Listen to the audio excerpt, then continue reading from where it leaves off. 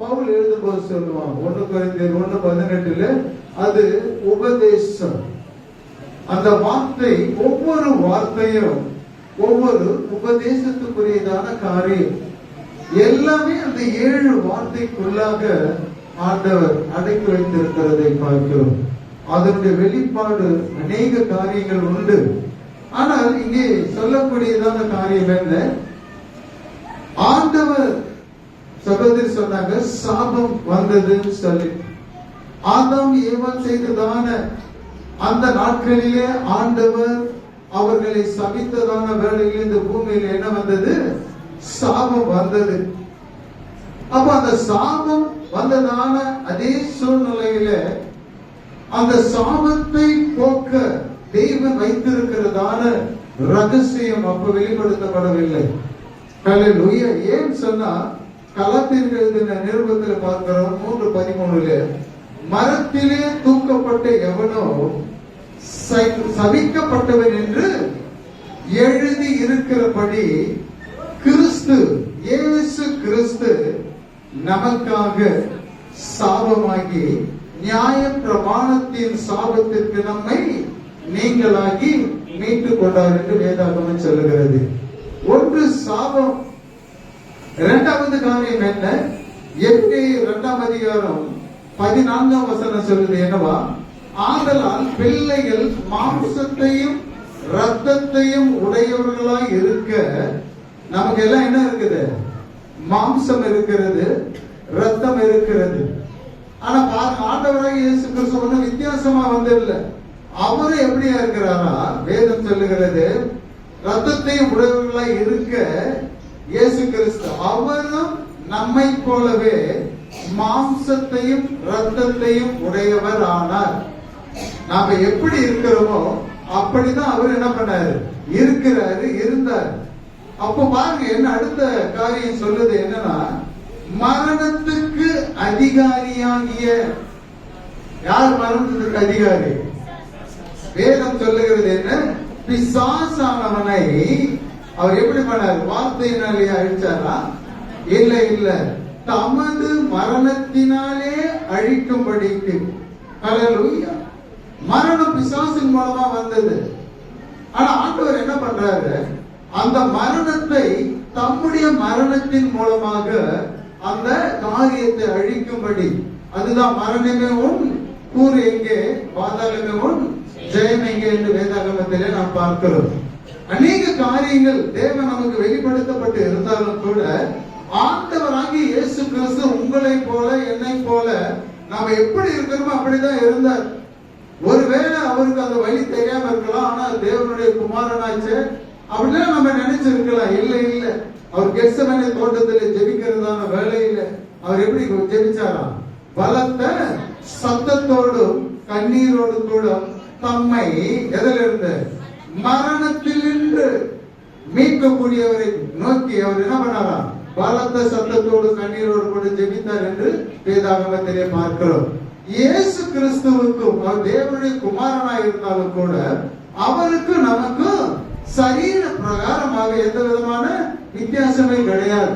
இப்ப நமக்கு அடிப்பட்டா எப்படி நம்ம வலிக்குதோ அதே வலிதான் அவருக்கு இருக்கும். ஹல்லேலூயா. 3 காரியங்கள், நிறைய காரியங்கள் இருக்குது. ஆனா 3 காரியங்கள் ஒண்ணுதான் உங்க முன்ன வைக்க நான் விரும்புகிறேன். ஒன்று சாபம், இரண்டாவது மரணம், மூன்றாவது பரிசுத்தம். ஹல்லேலூயா. இந்த சாபத்தையும் ஒழிக்கணும், இந்த மரணத்தையும் ஒழிக்கணும். அடுத்தது மனுஷன் எப்படி ஆகணும்? பரிசுத்தவான்களாக மாற வேண்டும். வேதம் தெளிவாய் சொல்லுகிறது. எபிரேயர் 10ஆம் அதிகாரத்தில் வாசிக்கும் போது பாருங்க, 10:10 பாருங்க என்னவா?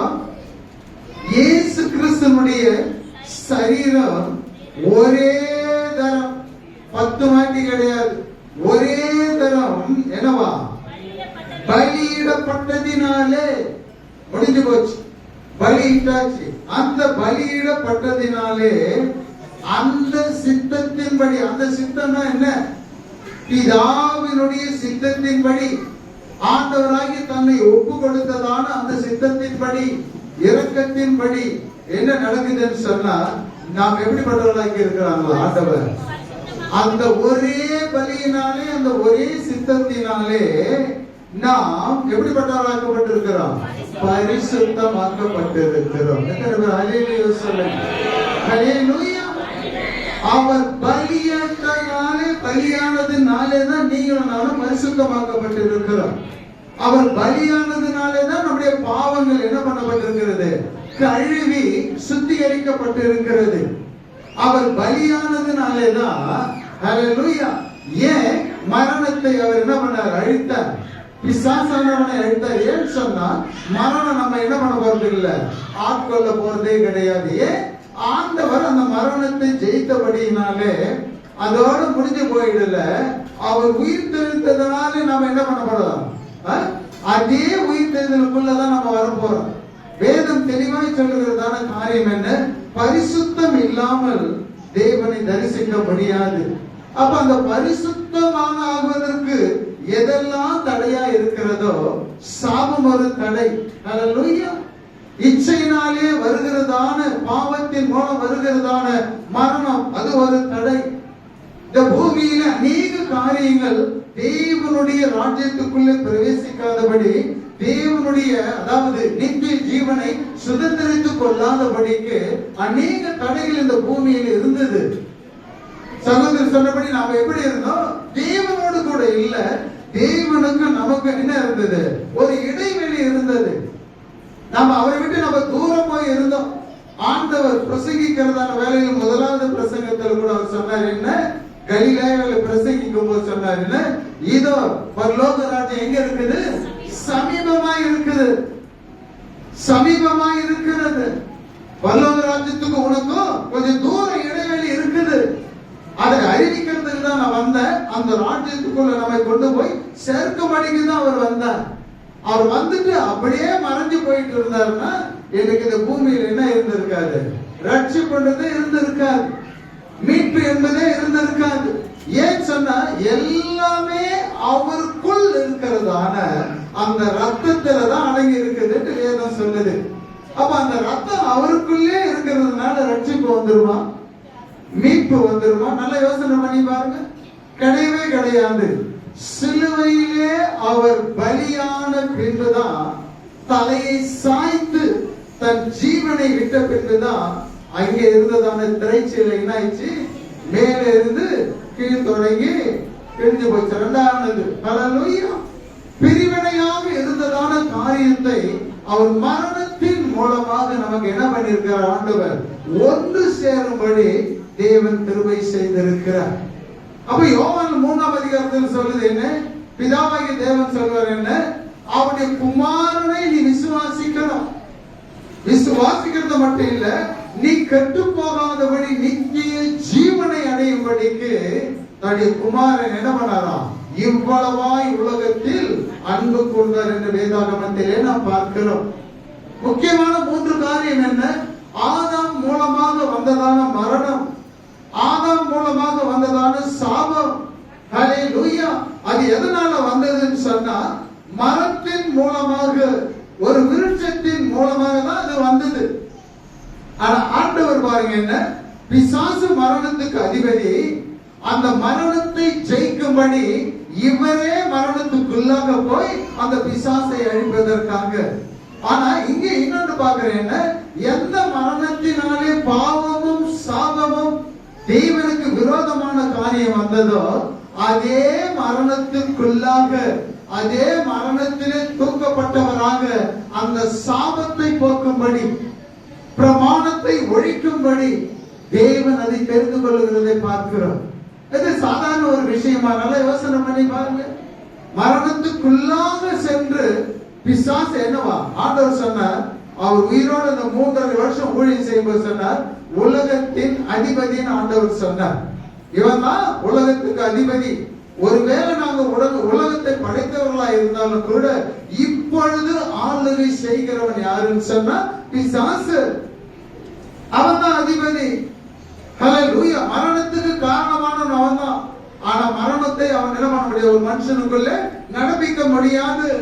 ஆனா வேதம் சொல்லுகிறது மரணத்துக்கு காரணமானவன் அவன் தான். ஹல்லேலூயா. ஆனா ஆண்டவராகிய இயேசு கிறிஸ்து சிலுவைக்கு வந்த பின்பு என்ன நடக்குதுன்னு சொன்னா, இதோ சகல அதிகாரமும் யார் கையில் வந்தது? இயேசு கிறிஸ்துவனுடைய. இப்போ கொடுக்கவும் எடுக்கவும் யாருக்கு அதிகாரம்? ஹல்லேலூயா, ஆண்டவராகிய இயேசு கிறிஸ்துவுக்கு தான். அப்ப ஆண்டவராகிய இயேசு கிறிஸ்து பலி இடலன்னு சொன்னா, அவர் பலியாக தம்மை ஒப்பு கொடுக்கலன்னு சொன்னா, இந்த பூமியில சாபம் அப்படியே தான் இருந்திருக்கும். ஹல்லேலூயா.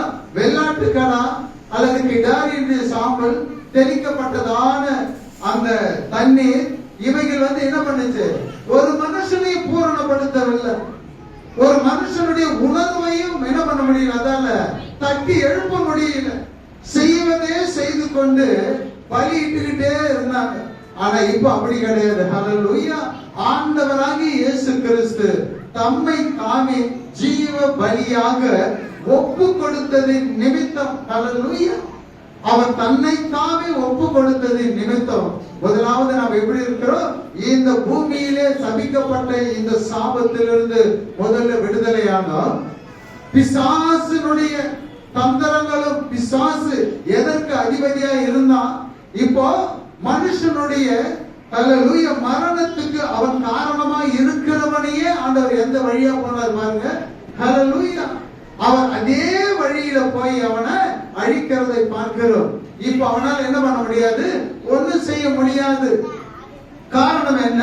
இயேசு கிறிஸ்து அவனால உன்னை தேடி வந்து உன்னை அழிக்கணும், இல்ல உன்னை திசை திருப்பணும்னு சொன்னா கூட, எகிப்தில இருந்து புறப்பட்டு வந்ததான ஜனங்கள் எகிப்திலே வாழ்கிறதான வேலையில அவர்களுடைய வீட்டினுடைய நிலை கால்களிலே பஸ்காவை முதலாவது அடித்து அந்த ரத்தத்தை பூசினதான வேலையிலே, சங்காரக்காரன் தூதன் வருகிறதான வேலையிலே ஒரு அடையாளத்தை பார்த்து விலகி போவதற்கு என்ன காரணம்? அதுக்கு என்ன முன் அடையாளம் சொன்னா, இப்ப நாம கூட நம்ம ஜெபிக்கிறோம்.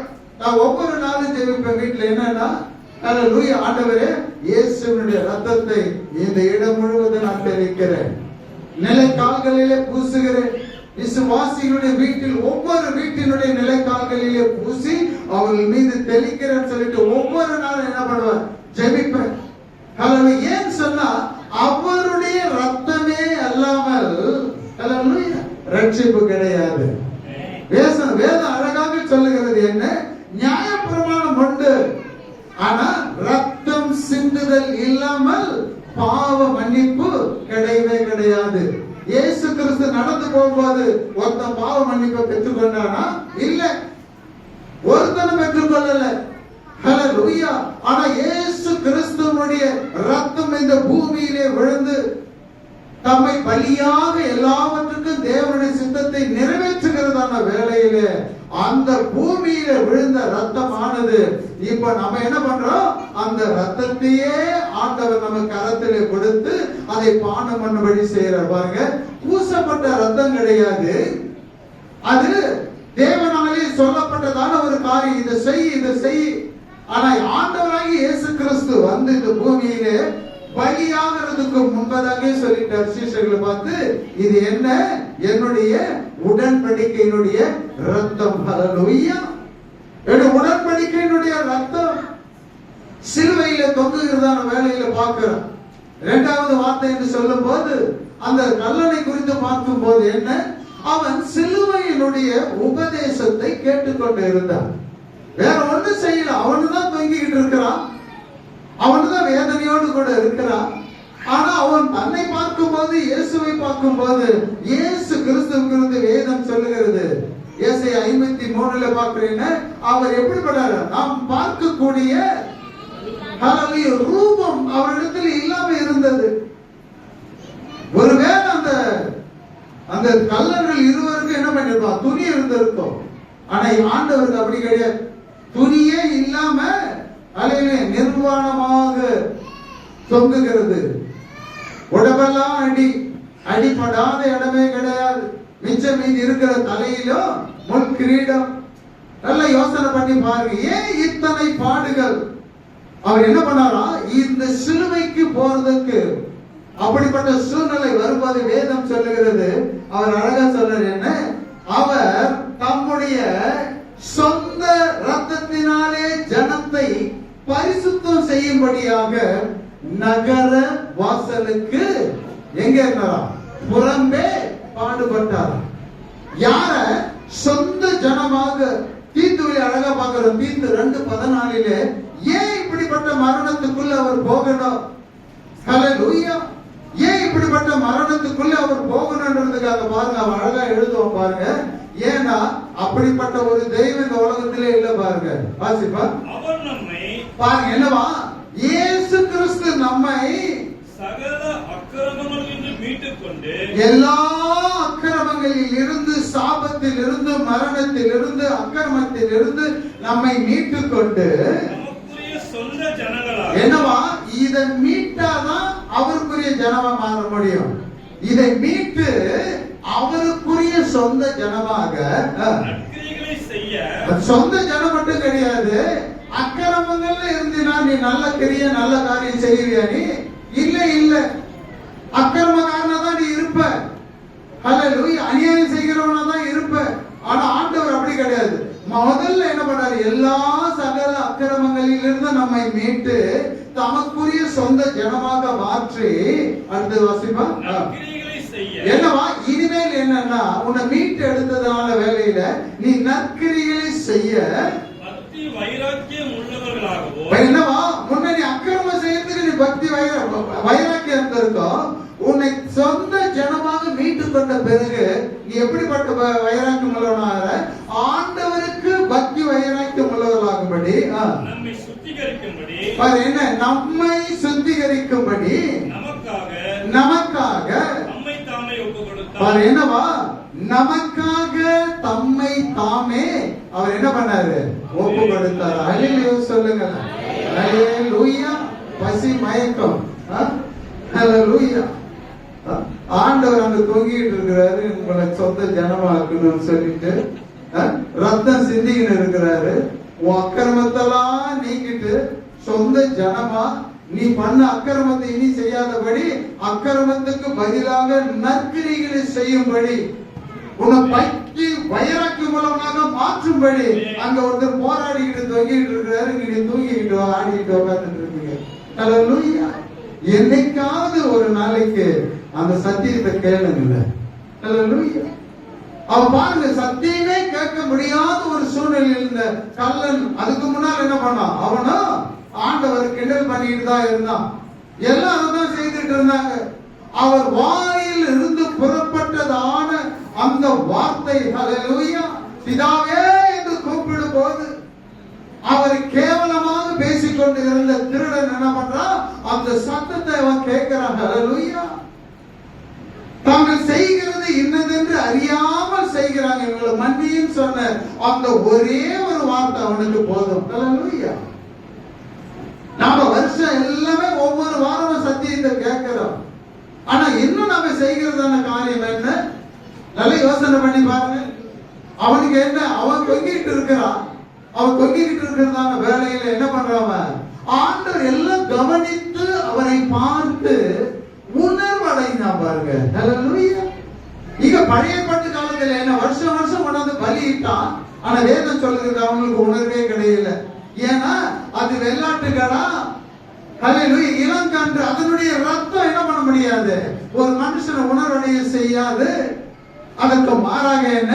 இயேசு கிறிஸ்துவின் ரத்தம் அங்கே சிந்தி கொண்டு இருக்கிறதான வேளையில அங்கே ஒருவனுடைய இருதய உணர்வு பூர்வமாக அவன் ஆண்டவரை பார்த்து அவன் பேசுகிறதை பார்க்கிறோம். சில வேளைக்கு பின்பு அவன் ஆண்டவரை வைத்தாதான், தின்னாதான், கிண்டல் பண்ணாதான். ஆனா தேவனுடைய உபதேசம் அந்த வார்த்தை என்கிறதான காரியத்தை கேட்ட மாத்திரத்தில் அவனுடைய உள்ளம் என்ன ஆயிடுச்சு? உடைஞ்சது. அவன் உள்ளம் உடைந்ததான வேளையில அறிக்கை இடுகிறான். ஆண்டவரே, உடைய ராஜ்யத்திற்கு வரும்போது அவனுக்கு என்ன தெரியும்? ஹல்லேலூயா. இவர் கட்டாய ராஜ்யத்துக்கு வருவார். அந்த உணர்வு வந்தவனை தான் ஆவியானவர் திறந்து பேச வைப்பார். ஹல்லேலூயா. அதுவும் ஆவியானுடைய வேலை தான். ஆண்டவர் குறித்து என்ன குறித்து என்ன சொல்றான்னு பேதுரு சொல்லும் போது ஆண்டவர் என்ன சொன்னார்? பரிசுத்த ஆவியானவர் உனக்கு உணர்த்தினார். அதே ஆண்டவருக்கு சிலுவைக்கு புடிச்சிட்டு போறதான வேலையில அதே வாய்தான் சொல்லுது, இவன் எனக்கு தெரியாதுன்னு சொன்னான். அப்ப ஆவியானவர் என்ன பண்ணல? பேசல அவனோடு கூட. இன்னொரு கல்லாம் இருக்கிறான். ஆனா இவனுக்கு மட்டும் அந்த உணர்வு வந்ததனுடைய நோக்கம் என்ன? நல்ல யோசனை பண்ணி பாருங்க. அநேக உபதேசங்களை நம்ம கேட்கிறோம், அநேக வார்த்தைகளை கேட்கிறோம். ஏன்? வசனம் என்ன சொல்லுகிறதோ அதுதான் நம்முடைய வாழ்க்கையில நடக்கும். எத்தனை பேர் ஆமென் சொல்லுவீங்க? அவர்கள் கேட்ட வசனம் விசுவாசம் இல்லாமல் கேட்டபடியினாலே அது அவர்களுக்கு பிரயோஜனம் இல்லாமல் போயிற்று. அவன் கேட்டா தேவனுடைய வார்த்தையை இருதயத்திலே நம்பனா ஆண்டவர் சொன்னார் என்ன? ஹல்லேலூயா. நான் போயிட்டு உன்னை வந்து கூப்பிட்டுட்டு போவேன்னு சொல்லல, நான் போயிட்டு திரும்பி வருவேன்னு சொல்லல. சீசர் இடத்துல சொன்ன மாதிரி அந்த திருடன் இடத்துல பேசல ஆண்டவர். சீசர் இடத்துல சொன்னார், நான் போய் திரும்பி வருவேன், என்னிடமா உங்களை சேர்த்துக் கொள்ளுவேன். ஆனால் திருடன் இடத்திலே ஆண்டவர் அந்த கல்லன் இடத்திலே சொல்லும்போது சொன்னார் ஆண்டவர், இன்றைக்கு ஹல்லேலூயா என் கூடவே நான் உன்னை என்ன பண்ணுவேன்? ஹல்லேலூயா பரதேசில கொண்டு போய் விட்டுட்டு தான் அடுத்த வேலை நான் செய்வேன். அதான் அர்த்தம். இன்றைக்கு நீ என் கூடவே நீ வருவ. என்ன ஒரு பாக்கியம் பாத்தீங்களா? ஏன்? அவர் தம்முடைய ரத்தத்தை சிலுவையிலே சிந்தினதான வேளையிலே அந்த பட்டதான பாடுகள் அவர் விருதா போகல, அவர் கண்கூடாகவே பார்க்கிறார். என்ன? போகும்போது ஒரு ஆத்துமாவை நான் என்ன பண்றேன்? கொண்டு போகிறேன். ஹல்லேலூயா. நான் பிதாவினுடைய சமூகத்துக்கு நான் போறதுக்கு முன்னாலே நான் என்ன பண்றேன்? என்னுடைய கையில ஒரு ஆத்துமாவை நான் பிடிச்சுக்கிட்டு போவேன். அது சாதாரண ஒரு ஆத்துமா கிடையாது, ஒரு ஊழியக்காரன் கிடையாது. அக்கிரமங்களினாலும் பாவங்களினாலும் மரித்ததான அவன் மரிக்க போவதற்கு முன்பதாகவே ஆண்டவர் அவனிடத்திலே பேசுகிறார், இன்றைக்கு நீ என்னுடனே கூட பரதேசியில் இருப்பாய். ஹல்லேலூயா. அப்போ ரத்தம் சிந்துதல் இல்லாமல் பாவ மன்னிப்பு இல்லை. நான் அவனை மன்னிக்கிறான்னு சொல்லிட்டு சொல்லல, இந்த ரத்தமே அவருடைய வார்த்தையே அவருடைய மரணமே அவனுக்கு மன்னிப்பு கொடுக்கிறதை பார்க்கிறோம். ஒன்று சாபம், இரண்டாவது மரணம். மரணத்துக்கு தான் நம்ம எல்லாரும் பயப்படுவோம். மரணத்துக்கு பயப்படாத யாராவது இருக்கீங்களா? ஹல்லேலூயா. நாளைக்கு நீ செத்துருவேன்னா இன்னைக்கு தூங்கவே மாட்டான், சாப்பிட மாட்டான், பல்லு கூட விளக்க மாட்டான். ஏன்? அந்த மரணம் அந்த சூழ்நிலைக்கு அவனை கொண்டு போய் விட்டுடும். இன்னைக்கு கூட பாருங்க, நிறைய பேர் என்ன வரல, அவங்களுக்காக கூட தான் ஆண்டவர் என்ன பண்ணார்? சிலுவையில இப்ப தொங்கிக்கிட்டு இருக்கிறார். எல்லாம் வீட்டுல இருப்பாங்க. ஹல்லேலூயா. எல்லாம் வீட்டுல இருப்பாங்க, ஏதோ ஒரு காரியத்தில் இருப்பாங்க. தனக்காக அவர் மரித்தார் என்கிறதான அந்த உணர்வு இல்லாதவங்க நிச்சயமா வரமாட்டாங்க. ஆண்டவர் அதை அனுமதிக்கவே மாட்டார். ஹல்லேலூயா. நீ வந்து வேஸ்டா இந்த ஒரு கப்பு ஜூஸ் வேஸ்டா போறதை விட நீ வராதுங்கிறதே நல்லது. அதைத்தான் செய்வார் ஆண்டவர். ஆனா வேதம் தெளிவாய் சொல்லுகிறது என்ன? அக்கிரமங்களினாலும் பாவங்களினாலும் மரித்தவர்களாகிய நம்மை அவர் உயிரோடு எழுந்திருக்கும் போது நம்மை உயிர்ப்பிக்கிறார் என்று இல்ல. ஹல்லேலூயா. ஏன்? நாம் பாவிகளாய் இருக்கிறதான வேலையில ரோமரில் சொல்லப்பட்ட வண்ணமாய் பாவிகளாய் இருக்கும் போதே கிறிஸ்து இயேசு நமக்காக என்ன பண்ணாரு? ஹல்லேலூயா பலியானார். அன்னைக்கே நம்ம என்ன பண்ணிட்டோம்? பரிசுத்தமாக்கப்பட்டோம். எதுல இருந்து? சாபத்தில் இருந்து பரிசுத்தமாக்கப்பட்டோம். மற்ற எல்லா சகல அக்கிரமங்களில் இருந்து நம்மை பரிசுத்தமாக்கினது என்ன? அவருடைய பலி. அவர் உயிரோடு இருந்து இன்னும் அவர் சிலுவைக்கு போகலன்னு சொன்னா நீங்களும் நான் எப்படிப்பட்டவங்களா இருப்போம்? அப்படியே தான் இருப்போம். அதே சூழ்நிலையில் தான் இருப்போம். ஒருவேளை அன்னைக்கு ஆட்டுக்கடெல்லாம் புடிச்சிட்டு போனாங்களே அதே போலதான் புடிச்சுக்கிட்டு இந்த மாதிரி ஆலயம் இருந்திருக்காது, பலிபீடங்கள் இருக்கும், அங்க போயிட்டு என்ன பண்ணிருப்போம்? ஹல்லேலூயா. ஒருவேளை ஆசாரியனை வச்சேன்னு வேதத்தை கொடுத்திருக்க மாட்டாரு, ஒரு கத்தியை கொடுத்து கொண்டு வரதெல்லாம் வெட்டி வெட்டி என்ன பண்ணணும்? பலி செலுத்துறதா இருக்கும். இது எல்லாவற்றையும் முடிக்கணும்னு சொன்னா, முடித்ததுன்னு சொன்னாவே என்ன? நியாய பிரமாணத்திலே சொல்லப்பட்ட எல்லா காரியங்களையும் ஆண்டவர் முடித்தார். எப்போ? அவர் ஜீவனை விட்டதான வேலையில திரைச்சீல என்ன ஆனது? ரெண்டாக மேல் தொடங்கி கீழே வரையிலும் கிழிஞ்சு போச்சு. முடிச்சிட்டார் எல்லாத்தையும். இனி சாபம், நியாய பிரமாணத்தினாலே எழுதப்பட்ட சாபம் உன்னை என்னையை தொடவே தொடாது. எத்தனை பேர் நம்புறீங்க?